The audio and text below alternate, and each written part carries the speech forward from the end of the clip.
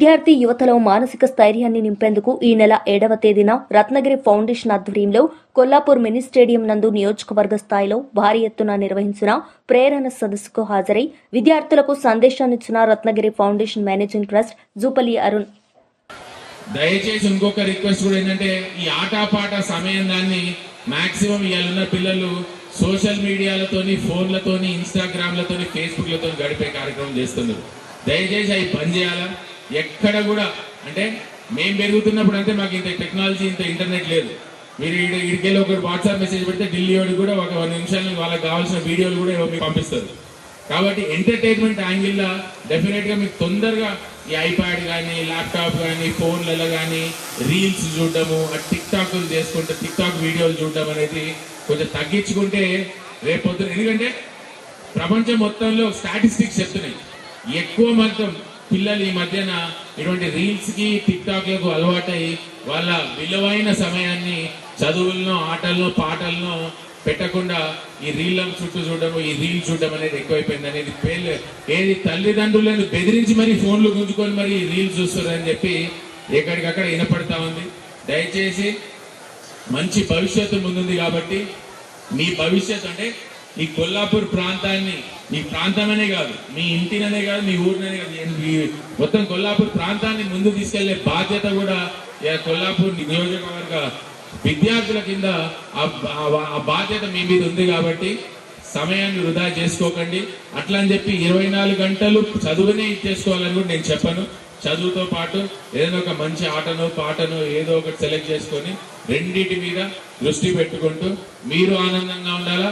రాబోయే భవిష్యత్తులో ఒక మంచి స్థానాలకు మీరు అందరూ కూడా ప్రతి ఒక్కరు కూడా పోవాలని కోరుకుంటూ ఈ అవకాశం ఇచ్చినందుకు, కశ్యప్ గారి క్లాస్ ఉంది కాబట్టి ఈ అవకాశం ఇచ్చినందుకు, ఇక్కడికి ఈ ఎండల ఇంత దూరం నుంచి ఆటోలలో బండ్లల్లో ఇంత దూరం నుంచి కొల్లాపూర్కి ఇక్కడికి వచ్చిన పిల్లలందరికీ కూడా పేరు పేరున నా ధన్యవాదాలు తెలుపుకుంటూ ఈ అవకాశం ఇచ్చిన రత్నగిరి ఫౌండేషన్ కశ్యప్ గారికి అందరికీ కూడా రెండు చేతులు నమస్కారం.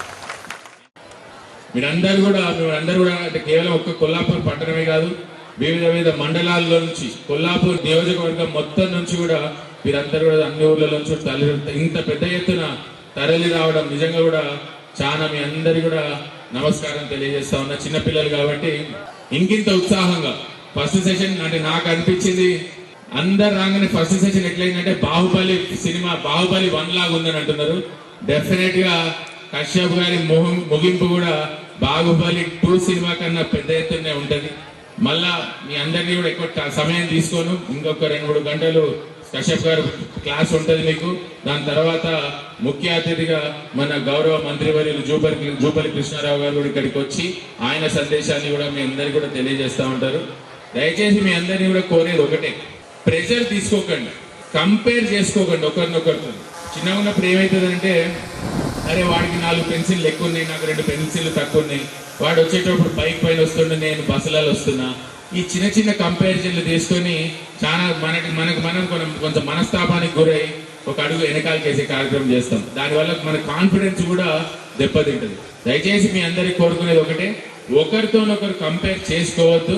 ఎవరి ప్రయాణం వాళ్ళదే, ఎవరి జీవితం వాళ్ళదే, ఎవరి కష్ట నష్టాలు కూడా వాళ్ళవే. కాబట్టి చుట్టుపక్కల వాళ్ళతో కంపేర్ చేసుకోవద్దు ఒకటి.